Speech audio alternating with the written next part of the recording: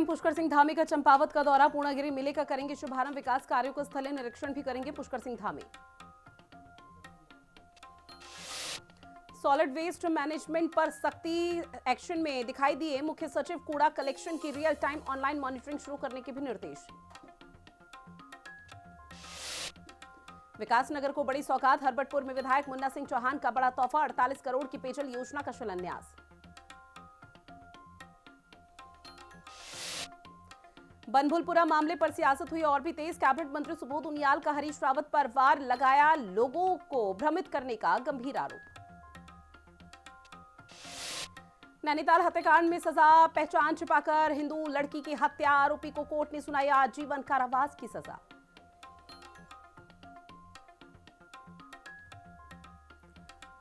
नमस्कार, बहुत स्वागत आप सभी का हिंदी खबर में। मैं हूं आपके साथ ऋतु भंडारी और शुरुआत एक बड़ी खबर के साथ बुलेटिन की करते हैं, जहां पर सीएम पुष्कर सिंह धामी का आज 2 जिलों का दौरा है। आपको बता दें कि चंपावत और उधम सिंह नगर के दौरे पर रहेंगे सीएम धामी, जहां प्रसिद्ध मां पूर्णागिरी मेले का आज से शुरुआत चुकी होने जा रही है, तो वहां पर सीएम पुष्कर सिंह धामी की उपस्थिति रहेगी, जहां पर मुख्यमंत्री पुष्कर सिंह धामी मेले का शुभारंभ करेंगे। तो सुबह 11 बजे का समय होगा जब ठूलीगाड़ हेलीपैड पहुंचेंगे सीएम धामी। 11:20 पर विधिवत उद्घाटन किया जाएगा। जनपद के विभिन्न विकास योजनाओं का भी इस दौरान जायजा लेते हुए नजर आने वाले हैं। साथ ही 12:45 का समय जब ठूलीगाड़ से लोहा घाट के लिए करेंगे प्रस्थान। 1:40 पर यानी कि दोपहर में निर्माणाधीन महिला स्पोर्ट्स कॉलेज और स्टेडियम का भी निरीक्षण सीएम पुष्कर सिंह धामी के हाथों होगा। विकास कार्यों की मौके पर निरीक्षण और समीक्षा बैठक भी यहां पर होनी है। दोपहर 2:30 बजे रामलीला मैदान में काली कुमाऊं होली रंग महोत्सव में भी शिरकत करेंगे। शाम 4:10 पर खटीमा उधम सिंह नगर के लिए रवाना हो जाएंगे, जहां उत्तराखंड के मुख्यमंत्री पुष्कर सिंह धामी आज चंपावत और उधम सिंह नगर के महत्वपूर्ण दौरे पर रहेंगे। दौरे की शुरुआत उत्तर भारत के प्रसिद्ध मां पूर्णागिरी मेले के भव्य उद्घाटन से होने जा रही है, जहां पर सीएम धामी सुबह 11:20 पर विधिवत शुभारंभ करेंगे। इसके बाद मुख्यमंत्री लोहा घाट में निर्माणाधीन महिला स्पोर्ट्स कॉलेज का निरीक्षण कर विकास कार्यों की समीक्षा भी करते हुए देखने को मिलेंगे। आपको बता दें कि जो अंत में सीएम धामी का ये दौरा होगा, वो काली कुमाऊं होली महोत्सव के रंगों में शामिल होकर खटीमा के लिए सीधा रवाना हो जाएंगे, जहां पर क्षेत्र के विकास और आस्था का ये जो अद्भुत संगम है आज बेहद खास रहने वाला है। और इसमें सीएम धामी का आज क्या क्या कुछ भी यहाँ पर कार्यक्रम है दोनों जिलों में, और कौन कौन से वो तमाम कार्यक्रम जिसको लेकर लगभग सभी तैयारी हो चुकी है, महज इंतजार किया जा रहा है सीएम पुष्कर सिंह धामी का। उसको लेकर आपको बता दें कि जो पूरा स्केड्यूल धामी का आज रहने वाला है वो काफी व्यस्तता भरा है। आपकी टीवी स्क्रीन के माध्यम से साझा कर रहे हैं, जहां न सिर्फ समीक्षा बैठक होगी बल्कि होली के रंग में भी सराबोर नजर आएंगे। इसके साथ ही कई कार्यक्रमों का आयोजन, जहां पर पहुंचेंगे सीएम धामी। 11:20 का समय होगा जब पूर्णागिरी मेले का शुभारंभ विधिवत तरीके से किया जाएगा, पूजा अर्चना की जाएगी। दीप प्रज्वलित करने के बाद इस पूरे मेले का शुभारंभ करेंगे, जहां पर कई लोग आएंगे और उत्तराखंड की संस्कृति और परंपरा को यहां पर दर्शाएंगे। स्टॉल भी लगे होंगे, तो उसका भी निरीक्षण करते हुए सीएम धामी नजर आने वाले हैं। सीएम पुष्कर सिंह धामी 2 जिलों के दौरे पर है और ये 2 जिलों का दौरा बेहद खास माना जा रहा है, जहां चंपावत और उधम सिंह नगर के दौरे पर यानी कि कुमाऊं मंडल के दौरे पर है। प्रसिद्ध मां पूर्णागिरी मेला आज से चूंकि शुरू हो रहा है, तो ऐसे में सीएम पुष्कर सिंह धामी मेले का शुभारंभ करेंगे और ये बेहद महत्वपूर्ण कार्यक्रम बताया जा रहा है, जहां सुबह 11 बजे का समय जब ठूलीगाड़ हेलीपैड पहुंचेंगे सीएम धामी और 11:20 का समय होगा विधिवत उद्घाटन पूर्णागिरी मेले का सीएम पुष्कर सिंह धामी के हाथों किया जाएगा। जनपद की विभिन्न विकास योजनाओं का भी जायजा लेंगे। जो डबल इंजन सरकार की तरफ से योजनाएं चलाई जा रही है वो कैसे आम जनमानस तक पहुंच रही है। दीपिका मेरी सहयोगी हमारे साथ लाइव बनी हुई है। दीपिका, देखिए पूरा स्केड्यूल अपने तमाम दर्शकों तक हम सीएम पुष्कर सिंह धामी का सामने रख रहे हैं, तो सीधे तौर पर यह कहना गलत नहीं होगा कि आज काफी व्यस्तता भरा स्केड्यूल यहां पर सीएम धामी का रहने वाला है। जी बिल्कुल, देखिए आज मुख्यमंत्री जो है 2 जिलों के दौरे पर रहने वाले हैं। सबसे पहले चंपावत और उसके बाद जो है उधम सिंह नगर दौरे पर रहने वाले हैं, जहां उनका गृह जनपद भी है खटीमा, वहां पर भी वो जाएंगे। सबसे पहले तो देखिए चंपावत के टनकपुर मुख्यमंत्री जाने वाले हैं, जहां उत्तर भारत का सबसे प्रसिद्ध जो मेला है पूर्णागिरी का मेला, वहाँ पर जहाँ पर देश विदेश से जो श्रद्धालु हैं वहाँ इस माँ पूर्णागिरी के दर्शन के लिए आते हैं, वो यहाँ पहुँचेंगे। और ऐसे में मुख्यमंत्री पुष्कर सिंह धामी जो है आज इस मेले का उद्घाटन करने वाले हैं। 11:20 पे जो है मुख्यमंत्री से विधिवत तरीके से जो है इसका उद्घाटन करेंगे, शुभारंभ करेंगे, जिसमें तमाम जो लोग हैं, तमाम जो कार्यकर्ता हैं, उन्होंने पूरी तैयारियां पूरी कर ली है और जोरों शोरों से मुख्यमंत्री का यहाँ स्वागत भी होने वाला है। इसके बाद मुख्यमंत्री जो है टनकपुर में जब विभिन्न योजनाएं जो चल रही है, उसका विकास कार्य जो चल रहा है, उसकी समीक्षा बैठक करेंगे, उसकी समीक्षा करेंगे और साथ ही जो तमाम जो काम चल रहे हैं उसके बारे में जानकारी लेंगे कि आखिरकार कितना काम हुआ है और तमाम जो अधिकारी इस काम में लगे हुए हैं उनका रिपोर्ट कार्ड देखेंगे कि आखिरकार उन्होंने जो विकास कार्य जो चल रहे हैं, योजनाएं जो सरकार की ओर चल रही है, उसमें कितना काम गंभीरता से किया है।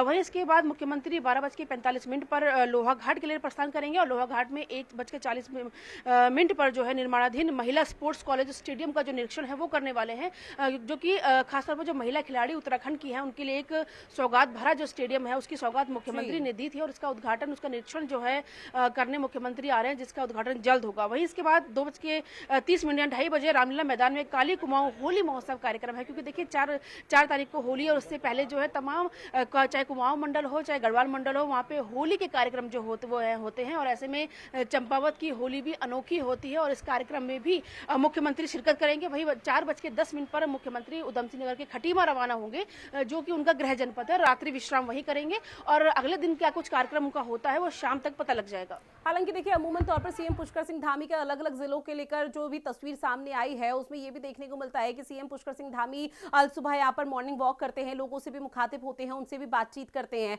इन तमाम कार्यक्रमों के इतर क्या लोगों से भी किसी तरह का कोई सीधा संवाद सीएम पुष्कर सिंह धामी का देखने को मिलेगा? जी बिल्कुल, देखिए जब भी वो किसी ज़िले के दौरे पर जाते हैं और वहाँ रात्रि विश्राम करते हैं तो ऐसे में हमने हमेशा तस्वीरें देखी, कभी वो चाय बनाते हुए नजर आते हैं, कभी चाय वालों से बात करते हुए नजर आते हैं, कभी वो घूमते हुए नजर आते हैं और आम जनता जो सड़कों पर वॉक कर रही होती है उनसे बात करते हुए नजर आते हैं। ऐसे में रात को जो रात्रि विश्राम है वो खटीमा में अपने गृह जनपद अपने आवास में करेंगे और हो सकता है सुबह वो खटीमा में ही मॉर्निंग वॉक पर निकले या तमाम जो आम लोग हैं जो सुबह अपनी दुकानें खोलते हैं, चाय की टपरी खोलते हैं या छोटे मोटे ठेले लगाते हैं, हो सकता है उनसे मुलाकात करें, सीधा संवाद करें, क्योंकि देखिए खटीमा में उनका बचपन बीता है। ऐसे में या पुरानी यादें होती हैं तो हो सकता है मुख्यमंत्री उन तमाम लोगों से मिले। ठीक है दीपिका, जानकारी साझा की आपने, उसके लिए बहुत शुक्रिया। अब बात अगली खबर की करते हैं, जहां मुख्यमंत्री पुष्कर सिंह धामी आज चंपावत के 1 दिवसीय दौरे पर रहेंगे। आपको बता दें कि दौरे का जो मुख्य आकर्षण उत्तर भारत के प्रसिद्ध मां पूर्णागिरी मेले का भव्य शुभारंभ है, जिसे सीएम पुष्कर सिंह धामी विधिवत शुरू करेंगे। इसके बाद मुख्यमंत्री लोहाघाट में प्रदेश के पहले निर्माणाधीन महिला स्पोर्ट्स कॉलेज का स्थलीय निरीक्षण भी कर कार्यों की प्रगति का हाल जानेंगे। अंत में वो ऐतिहासिक काली कुमाऊं होली रंग महोत्सव के उल्लास में शामिल होकर खटीमा के लिए रवाना हो जाएंगे। प्रशासन ने सुरक्षा के लिहाज से पुख्ता इंतजाम भी किए हैं।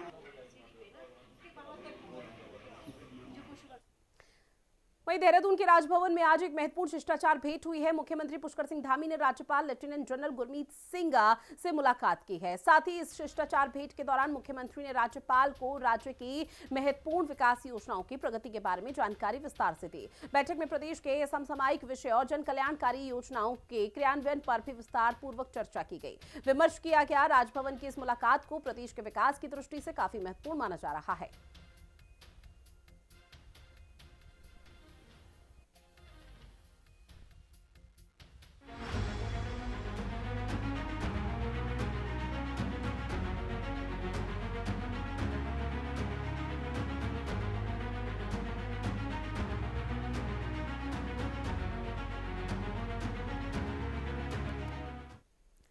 और देखिए होली से पहले उत्तराखंड में सरकार ने आगामी वित्तीय वर्ष 2026-27 के बजट की तैयारी अब तेज कर दी है। दरअसल मुख्यमंत्री पुष्कर सिंह धामी की अध्यक्षता में हुई कैबिनेट की बैठक में 32 प्रस्तावों पर मुहर लग गई है, जिनमें से 28 को भी मंजूरी मिली। साथ ही कैबिनेट बैठक में धामी सरकार 1 लाख करोड़ रुपए से अधिक का बजट पेश करने की रूपरेखा पेश की है। साथ ही आगामी बजट पिछले साल से करीब 10% ज्यादा है। बजट में महिलाओं, बच्चों, किसानों और युवाओं के लिए योजनाओं पर विशेष फोकस किया जाएगा। रिपोर्ट देखिए।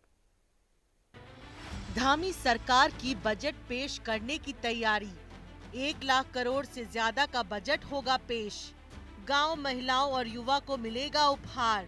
शिक्षा, न्याय और रोजगार पर खास फोकस। उत्तराखंड में विधानसभा सत्र की तैयारियां तेज हो गई हैं। ऐसे में धामी सरकार ने बजट पेश करने की पूरी रूपरेखा तैयार कर ली है। इसी को लेकर मुख्यमंत्री पुष्कर सिंह धामी की अध्यक्षता में हुई कैबिनेट बैठक में कई महत्वपूर्ण प्रस्तावों पर विस्तार से चर्चा की गई। बैठक में कुल 32 विषय रखे गए, जिनमें से 28 प्रस्तावों को मंजूरी दी गई। सरकार के इन फैसलों का असर शिक्षा, पोषण, न्यायिक व्यवस्था, पर्यावरण, कृषि और वित्तीय प्रबंधन जैसे कई क्षेत्रों में दिखाई देगा। बुधवार को सचिवालय में सीएम धामी की अध्यक्षता में हुई कैबिनेट बैठक में गैरसैंण बजट सत्र को लेकर एक बड़ा फैसला लिया गया है। दरअसल सीएम धामी की अध्यक्षता में हुई इस कैबिनेट बैठक में 111 लाख करोड़ रुपए का जो बजट सत्र है उसको मंजूरी मिल गई है। यानी कि इस बार का जो बजट होगा वो पिछले बजट सत्र की अपेक्षा 10% अधिक होगा। धामी कैबिनेट का सबसे बड़ा निर्णय आगामी वित्तीय वर्ष 2026-27 के बजट को लेकर रहा। धामी सरकार ने लगभग 1 लाख करोड़ से ज्यादा का बजट पेश करने की तैयारी की है। धामी सरकार का आगामी बजट पिछले वर्ष की तुलना में 10% ज्यादा है। इसका मतलब है कि करीब 10,000 करोड़ रुपए का अतिरिक्त प्रावधान किया गया है। जरूरत पड़ने पर बजट में संशोधन का अधिकार सीधे मुख्यमंत्री को देने का निर्णय लिया गया है, ताकि योजनाओं को समय के मुताबिक लचीलापन मिल सके। हालांकि बजट आने से पहले ही बजट पर सियासी बयानबाजी तेज हो गई है। यहाँ माननीय कैबिनेट ने बजट को अप्रूव किया और माननीय मुख्यमंत्री को उसमें कोई संशोधन होगा तो मुख्यमंत्री को अधिकृत किया गया। जनहित के तमाम मुद्दे थे, 32 मुद्दों पर चर्चा भी और बहस पे चर्चा के साथ साथ बजट को लेकर के बातें हुई। सरकार को पहले ये बताना चाहिए कि पिछले 3 सालों का बजट का एक्चुअल एक्सपेंडिचर क्या रहा और उसके सापेक्ष वो 111 लाख का जो बजट प्रस्तुत कर रहे हैं वो तब पता चलेगा कि ये बजट सही है या गलत है। पिछले 3 सालों का एवरेज अगर बजट देखें कि जो खर्च हुआ वो इसका आधा भी नहीं है, तो खाली आंकड़ों की बाजीगरी है। बजट में बच्चों और महिलाओं के पोषण पर विशेष जोर। मुख्यमंत्री बाल पोषण अभियान के तहत 3 से 6 वर्ष तक के बच्चों को मिलने वाले पोषण आहार में अब नई सामग्री जोड़ी जाएगी। इसी तरह मुख्यमंत्री महिला पोषण योजना का दायरा भी बढ़ाया गया है। अब महिलाओं को अंडा, दूध और केले के साथ अतिरिक्त पौष्टिक खाद्य सामग्री भी उपलब्ध कराई जाएगी। सरकार का उद्देश्य कुपोषण की समस्या को जड़ से खत्म करना है। न्याय व्यवस्था को रफ्तार देने की हुई तैयारी। 3 नए फास्ट ट्रैक स्पेशल कोर्ट होंगे स्थापित। न्यायिक ढांचे को मजबूत बनाने के लिए देहरादून के विकास नगर, उधम सिंह नगर के काशीपुर और नैनीताल जिला मुख्यालय में 3 नए फास्ट ट्रैक स्पेशल कोर्ट स्थापित किए जाएंगे। इसके अलावा न्यायालयों के संचालन को सुचारू बनाने के लिए कुल 14 कोर्ट मैनेजर के नए पद सृजित किए गए हैं, जिनमें 1 पद हाई कोर्ट और 13 पद जिला न्यायालयों के लिए होंगे। उच्च शिक्षा और पुस्तकालयों को मिलेगा बढ़ावा। 21 अशासकीय अनुदानित महाविद्यालयों को लाभ। पर्यावरण संरक्षण और जल प्रबंधन पर विशेष ध्यान। धामी सरकार के फैसले के मुताबिक उत्तराखंड के 21 अशासकीय अनुदानित महाविद्यालयों को मुख्यमंत्री उच्च शिक्षा शोध प्रोत्साहन योजना में शामिल किया जाएगा। इसके साथ ही स्वामी विवेकानंद उत्तराखंड पुस्तकालय योजना को भी मंजूरी दी गई है। इसका उद्देश्य शोध, अध्ययन और ज्ञान संसाधनों को मजबूत करना है। इसके अलावा धामी सरकार ने फैसला लिया है कि प्रदेश के सभी 11 नगर निगमों में पर्यावरण अभियंता के पद सृजित किए जाएंगे और इनकी नियुक्ति संविदा के आधार पर होगी। उपचारित जल के पुनः उपयोग की नीति 2026 को भी स्वीकृति दी गई है। इसके साथ विश्व बैंक से वित्त पोषित जलापूर्ति कार्यक्रम को आगे बढ़ाने का निर्णय लिया गया है, ताकि जल संरक्षण को बढ़ावा मिल सके। समान नागरिक संहिता संशोधन विधेयक को मंजूरी। धामी कैबिनेट ने समान नागरिक संहिता उत्तराखंड संशोधन विधेयक 2026 को विधानसभा में प्रस्तुत करने की अनुमति दे दी है। इसका उद्देश्य पहले से लागू प्रावधानों और अधिक व्यवहारिक और प्रभावी बनाना है। इसके साथ ही देहरादून में जीएसटी अपीलीय अधिकरण की मुख्य पीठ यथावत रहेगी, जबकि हल्द्वानी में एक अतिरिक्त पीठ या सर्किट बेंच स्थापित की जाएगी। इससे कुमाऊं क्षेत्र के व्यापारियों को स्थानीय स्तर पर सुविधा मिलेगी। बागबानी और मछली पालन को मिलेगी नई दिशा। विशेष शिक्षकों को दी जाएगी नियमित नियुक्ति। धामी सरकार ने सुप्रीम कोर्ट के आदेश के अनुपालन में वर्षों से तदर्थ या संविदा आधार पर कार्यरत 4 विशेष शिक्षकों को माध्यमिक शिक्षा विभाग में नियमित नियुक्ति देने का निर्णय लिया है। इसके साथ सेब की अत्याधुनिक नर्सरी विकास योजना 2026 को मंजूरी देकर पर्वतीय किसानों की आय बढ़ाने पर जोर दिया गया है। साथ ही मीन पालन नीति 2026 को भी स्वीकृति दे दी गई है, जिससे ग्रामीण क्षेत्रों में स्वरोजगार और आजीविका के नए अवसर विकसित होंगे। इस बजट सत्र को लेकर एक बार फिर से कांग्रेस के प्रदेश अध्यक्ष गणेश गोंदियाल ने सवाल खड़े किए हैं। गणेश गोंदियाल ने कहा है कि पहले सरकार उसका ब्यौरा रखे जो पिछले बजट सत्र में जो बजट पेश किया गया सरकार के द्वारा, उसका आखिरकार कितना लाभ जनता को मिला है। कैमरा पर्सन विजेंद्र दुर्ग के साथ दीपिका भंडारी, हिंदी खबर, देहरादून।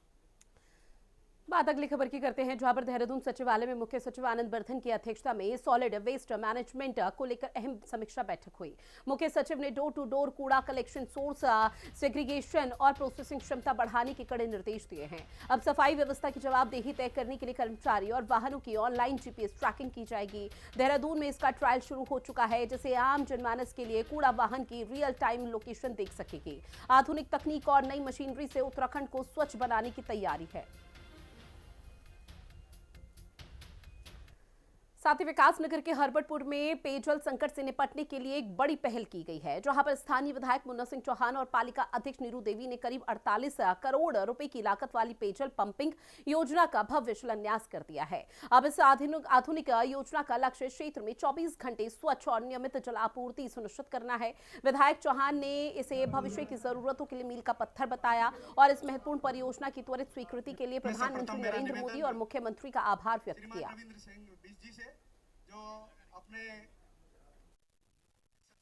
देखिए, प्रधानमंत्री नरेंद्र मोदी जी का जो 2047 के लिए एक व्यापक विजन है विकसित भारत बनाने का, उसी वजह से आप देख रहे होंगे कि जो भी इंफ्रास्ट्रक्चर या जो भी सुविधाएं हम जुटा रहे हैं वो कम से कम आने वाले 30 वर्षों के लिए,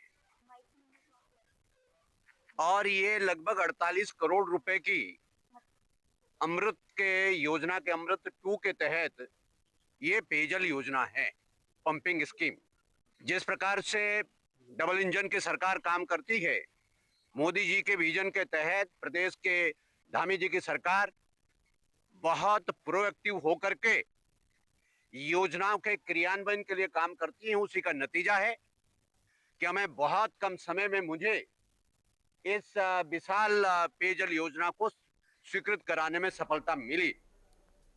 साथ ही राजधानी देहरादून की पुलिस लाइन में भव्य सैनिक सम्मेलन का आयोजन हुआ है, जहां एसएसपी ने खुद पुलिसकर्मियों के बीच पहुंचकर उनकी समस्याओं को सुना और अधिकारियों को तत्काल निस्तारण के निर्देश दिए हैं। कर्तव्य पालन में कोताही बरतने वालों को जहां पर सख्त चेतावनी मिली है, तो वहीं शानदार कार्य करने वाले 29 पुलिसकर्मियों को प्रशस्ति पत्र देकर सम्मानित किया गया। साथ ही एसएसपी ने जवानों की पीठ थपथपाते हुए उनका मनोबल बढ़ाया और भविष्य में पूरी निष्ठा के साथ जनता की सेवा करने के लिए प्रेरित किया।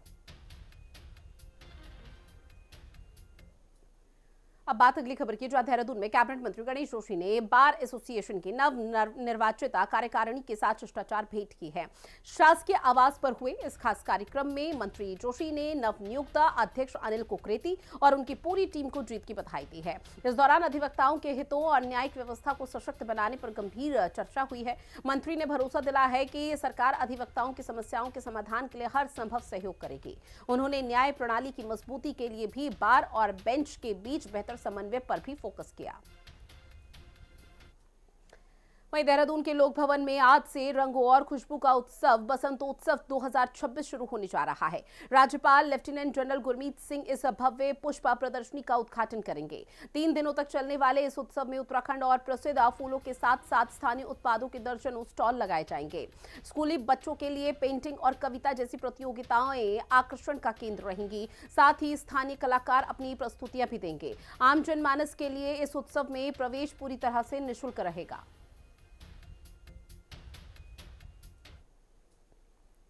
वहीं हल्द्वानी के बनभूलपुरा अवैध अतिक्रमण मामले में सुप्रीम कोर्ट के बड़े फैसले के बाद अब उत्तराखंड की सियासत में गर्माहट देखने को मिली है। दरअसल कैबिनेट मंत्री सुबोध उनियाल ने पूर्व मुख्यमंत्री हरीश रावत पर जोरदार जुबानी हमला बोला। यहां पर उनियाल की तरफ से कहा गया कि राजनीतिक फायदे के लिए लोगों को भ्रमित करना बेहद दुर्भाग्यपूर्ण है। उन्होंने सवाल भी उठाया है कि 3.5 साल मुख्यमंत्री रहने के दौरान हरीश रावत ने इस दिशा में क्या ठोस कदम उठाए हैं। कैबिनेट मंत्री ने इस दौरान साफ किया है कि सरकार न्यायालय के आदेश और सरकारी भूमि के संरक्षण को लेकर पूरी तरह से गंभीर है और जल्द ही आगे की कार्रवाई सुनिश्चित की जाएगी। यहाँ राजनीतिक लोग किस तरह जनता की आंखों में धूल झोंकने का काम करते हैं। जो व्यक्ति 3 वर्ष से ज़्यादा मुख्यमंत्री रहा हो और मुख्यमंत्री रहते हुए भी जो जिस चीज़ का समाधान न निकाल पाया हो, केवल राजनीतिक फायदा लेने के लिए जनता को भ्रमित करने का यह प्रयास वो तो निंदनीय है। और इस तरह की हरकतों से राजनीतिक लोगों को बाज आना चाहिए, क्योंकि सत्ताएं तो आती और जाती हैं। आप आखिर जनता को भ्रमित क्यों करते रहते हैं? हम भी कोशिश कर रहे हैं कि किस तरह से न केवल बिंदु खत्ता, तमाम जो हमारे ऐसे इलाके हैं जहाँ पर वन भूमि पे लोग बरसों से काबिज हैं और जो फॉरेस्ट राइट एक्ट के प्राविधान में भी जो कवर नहीं हो पा रहे हैं, ऐसे लोगों के लिए क्या मैकेनिज्म बनाया जाए, इसके लिए एक तरीका, क्योंकि उसको फॉरेस्ट रिजर्व करने के लिए माननीय उच्चतम न्यायालय का आदेश भी है कि उच्चतम न्यायालय की भी सहमति ली जाए, तो उसमें हम लोग एक्सरसाइज कर रहे हैं। अगली खबर जहां पर उत्तराखंड विधानसभा के आगामी बजट सत्र को लेकर सियासी पारा अब चढ़ने लगा है। 9 मार्च से गैरसैंण में शुरू होने वाले इस सत्र के लिए कांग्रेस ने सरकार को घेरने की पूरी तैयारी कर ली है। जहां नेता प्रतिपक्ष यशपाल आर्य के मुताबिक पार्टी भ्रष्टाचार, बेरोजगारी और बदहाल कानून व्यवस्था जैसे स्वास्थ्य, शिक्षा जैसे ज्वलंत मुद्दों पर सदन में जवाब मांगेगी। विधानमंडल दल की बैठक में सभी विधायकों के साथ मिलकर साझा रणनीति बनाई जाएगी। माना जा रहा है कि जनहित के इन मुद्दों पर इस बार बजट सत्र काफी हंगामेदार रहने वाला है। मुद्दे वही है, भ्रष्टाचार है, बेरोजगारी है, अपराध है, कानून व्यवस्था, ध्वस्त कानून व्यवस्था, आपदा, स्कूल, चिकित्सालय, तमाम मुद्दे हैं। लेकिन जब हमारी विधानमंडल दल की बैठक होगी, सभी माननीय विधायकों, सीनियर एमएलए भी हैं, प्रीतम सिंह जी हैं और भी हमारे सीनियर एमएलए हैं, उनके साथ बैठकर सबसे राय करके एक राय बनाएंगे। उसके बाद फिर उन मुद्दों को सदन में हम चर्चा में रखेंगे। लोहाघाट के पाटनपुर क्षेत्र में एनएच विभाग की कार्रवाई से ग्रामीणों का गुस्सा फूट पड़ा है। दरअसल जल निकासी के लिए बन रहे स्क्वायर को विभाग ने अचानक मिट्टी भरकर बंद कर दिया, जिससे आक्रोशित लोगों ने जमकर नारेबाजी और प्रदर्शन किया है। ग्रामीणों का आरोप है कि बरसात का पानी उनके घर और दुकानों में घुसकर भारी नुकसान पहुंचा रहा है। दूसरी ओर एनएच के अधिशासी अभियंता दीपक जोशी का कहना है कि मुख्यमंत्री पुष्कर सिंह धामी के 27 फरवरी के दौरे और सुरक्षा कारणों से फिलहाल काम रोका गया है। दौरे के तुरंत बाद निर्माण कार्य फिर से शुरू किया जाएगा। लगभग 1.5 महीने पहले, इस 1.5 या 2 महीने पहले इस कबर को बनाने के लिए खुदान हुआ था और अचानक कल 12 साढ़े 12 बजे इसको बंद कर दिया गया। उस समय से लोगों में काफ़ी आक्रोश है और हमने एनएच से संपर्क किया। उन्होंने कहा कि पहले इसमें विरोध है, उसके बाद फिर दोबारा फ़ोन किया गया। उन्होंने कहा कि माननीय मुख्यमंत्री जी इस रास्ते से आ रहे हैं और इसलिए हमने बंद किया है। तो हमारा यहाँ ये चांदमारी का ऊपर का जो मोहल्ला है, यहाँ से पानी सारा इस कबर के द्वारा बहुत ही ज़्यादा पानी इकट्ठा होता है और जितना भी पहाड़ों का जितना ही ऊपर डाला गया कूड़ा है वो भी बह के पूरा सड़क के द्वारा हमारे मकानों के आगे और मकानों के अंदर भी घुस जा रहा है, जिससे बहुत ही हमको परेशानी होती है। तो और इसमें बड़ी मुश्किल से ये अभी इस कवर आधा खोला गया था, लेकिन अभी ये कल परसों ही इस कवर दोबारा से बंद कर दिया गया है। तो हम ये चाहते हैं कि इस कवर पूरा खोला जाए, बढ़िया करके पानी की निकासी दी जाए इसमें। इसी बारे में हमारी मांग है। मांग नहीं मानी जाएगी तो हम दोबारा इसके बारे में एक आंदोलन करेंगे, बड़े स्तर पर इसका आंदोलन होगा, विरोध होगा। और चलिए उत्तराखंड के इस खास बुलेटिन में इतना ही। आप बने रहिएगा हिंदी खबर के साथ। नमस्कार।